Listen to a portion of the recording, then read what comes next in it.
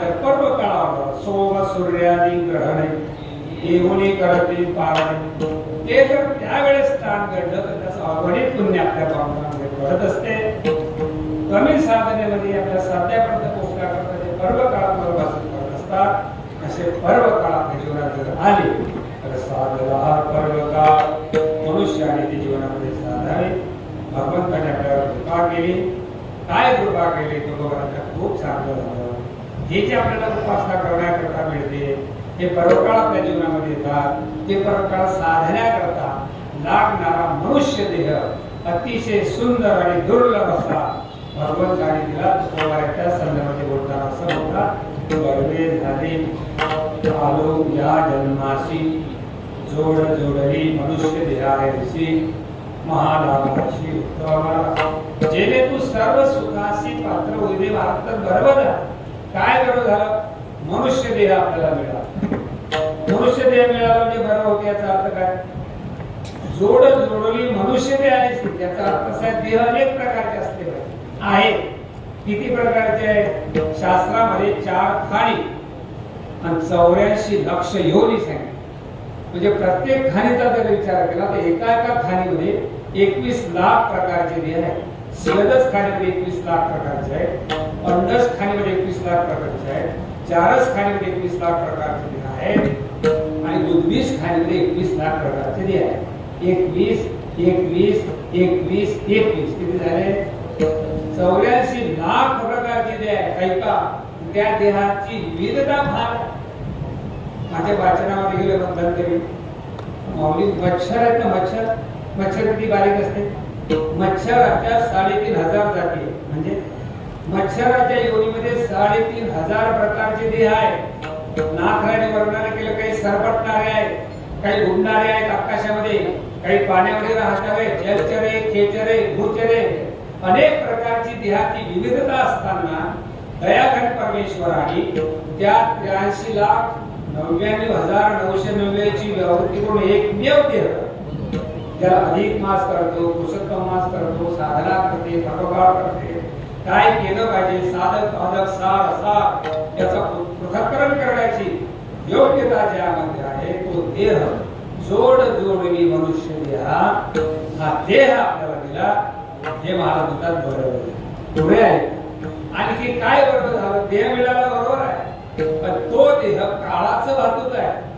तो देह काळाचं भक्ष आहे. घडी घडी काळ या देहाच्या संदर्भामध्ये तो इतका दक्ष आहे. आपण त्या विचारात दक्ष नाही. आपण पलीकडे दक्ष कोण नाही दक्ष करिता तिकडे काळ दक्ष आहे. कारण त्याला माहिती हे आपलं वाहतूक आहे, आपलं भक्ष आहे. तरी सुद्धा त्यांनी भक्ष केलं नाही हे दुसरं बरोबर. बरवे झाले आजीवन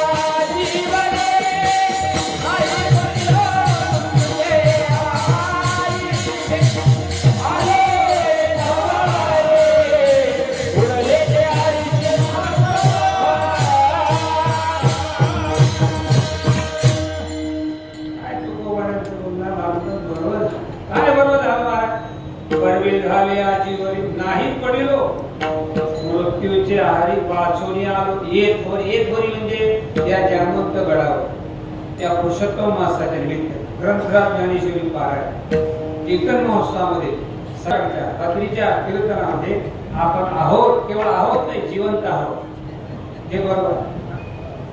वाचून आलो येत हवरी इथपर्यंत आपला प्रवास सुरळीत झाला आणि म्हणून आपली जबाबदारी दिला या काळी अवकाश, काळाने अवकाश दिला, महाराजांना बरोबर झाला.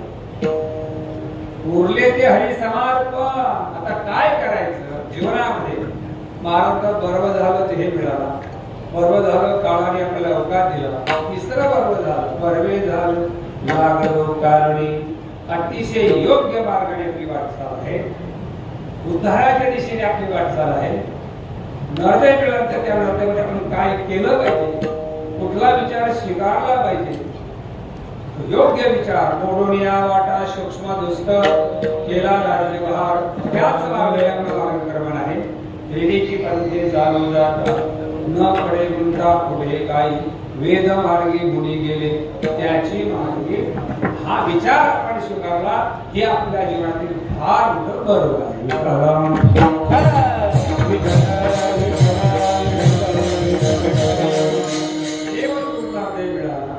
त्या निर्णयामध्ये भगवंतानी फार मोठी कृपा केली. भगवंताच्या प्राप्ती करता बरेच काही सामग्री आपल्याला दिली, म्हणून आपली जबाबदारी वाढलेली जबाबदारी. भगवंतानी आपल्याकडून आपल्याला जे दिलं त्याच्या मोबदल्यामध्ये आपली जबाबदारी वाढली. भगवंताचे उपकार आपल्याला काय उपकार आहे? नाथराजा विचार तुवा जनासी केला उपकार, इंद्रिय पाठवले ज्ञान अधिकार. तो उपकार विसरे जो नरतो जाण. आपली अवस्था भगवंताने जे दिलंय कशा करता दिलं, ज्याच्या करता दिलं त्याचा विनियोग करण्याकरता कुठला विचार आपण स्वीकारला म्हणजे सांप्रत काळामध्ये आपण भाग्यवान आहोत की आपण वारकरी संप्रदायाचा विचार स्वीकारलेला नाही. जो विचार आपल्याला साध्य प्राप्तीवर घेऊन जाणार आहे, जो विचार कुठंच आपल्याला कुठं अडचण आणणारा नाही, आणि म्हणून वारकरी संप्रदाय विचार स्वीकारला. आपल्या जीवनाची आपल्याला मिळालेला अवकाश, मिळालेली सामग्री कशा करता दिली हा विचार सांगणारा संप्रदाय आहे. भगवंताने जे आपल्याला दिलं कशा करता दिलं? जेने तू जोडशी नारायण याच्या करता दिली. जे काय दिलं आणि तो विचार आपण स्वीकारला. जे थोडक्यामध्ये आपण उद्धाराचा विचार स्वीकारला. तो विचार कुठला आहे तर तो विचार आहे वारकरी संप्रदायाचा. आणि जीवनामध्ये वारकरी म्हटलं की त्याच्या जीवनामध्ये काही गोष्टी असतात. वारकरी म्हटलं की त्याच्या जीवनामध्ये वाचन असतं, वारकरी म्हटलं की त्याच्या जीवनामध्ये वारी असली पाहिजे, आणि वारकरी म्हटलं की त्याच्या जीवनामध्ये व्रत असलं पाहिजे.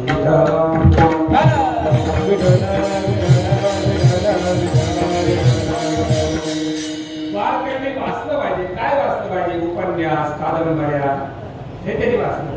काय वाचलं, काय वाचलं पाहिजे?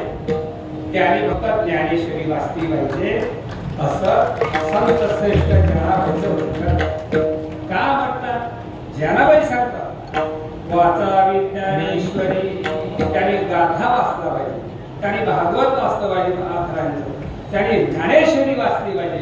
संप्रदायाचे प्रस्थान त्रय आहे त्याचं चिन्ह.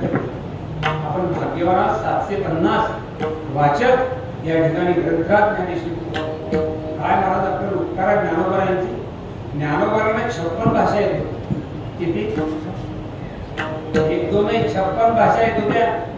तरी आपल्या प्रती असलेली संवेदना माऊलींची, आपला कैवा, आपल्या हिताचा कळवळा म्हणून 56 भाषा येत असताना ज्ञानोबांनी सच्चिदानंद बाबांना ज्ञानेश्वरी मराठीमध्ये सांगितली. ये मराठीची नगरी ब्रह्मविद्येचा सुखाड घेणे माझा मराठाची बोल कौतुके. काय स्वाभिमान आहे मराठी भाषेचा ज्ञानोबा. तुमच्या लक्षात आलं? हो, कल्पना करा ज्ञानोबांनी मराठी सोडून दुसऱ्या भाषेचं ज्ञानेश्वरी सांगितली असती, ती लेखणीबद्दल झाली असती. आपलं काय आज इंटरनेटच्या माध्यमात अनेक देश त्या ग्रंथाचं अध्ययन करतात आणि आपण मराठीमध्ये असतानाही पाहत नाही. हे आपलं दुर्दैव म्हणावं लागतं.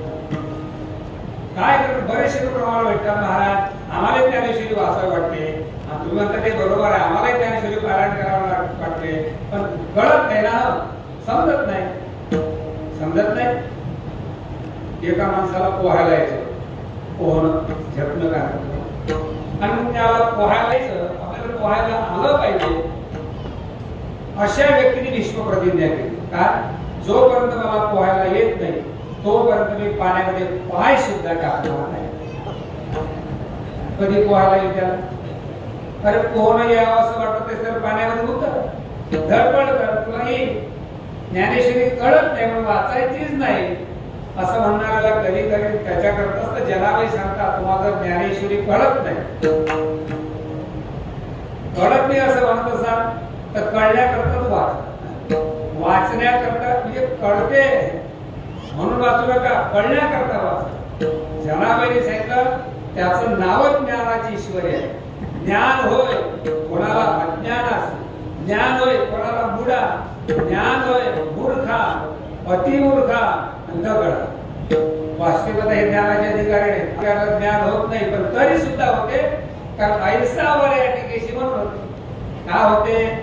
ऐसावर आणि वरामध्ये सामर्थ्य असते ना. मी जर तुमच्या डोक्याला हात ठेवला तर तुम्ही भस्म थोडी होणार, तुम्ही भस्म होणार नाही. पण भस्मासुराने जर ठेवला तर तुमची राग झाल्याशिवाय राहणार नाही. कारण ऐसा वरया भस्मासुर न होणारी गोष्ट ज्याच्यामध्ये होते, सामर्थ्य शक्ती त्या फळाची असते. या ग्रंथाला वर आहे कळत नाही, म्हणून कळण्याकरता ज्ञानेश्वरी वाचा.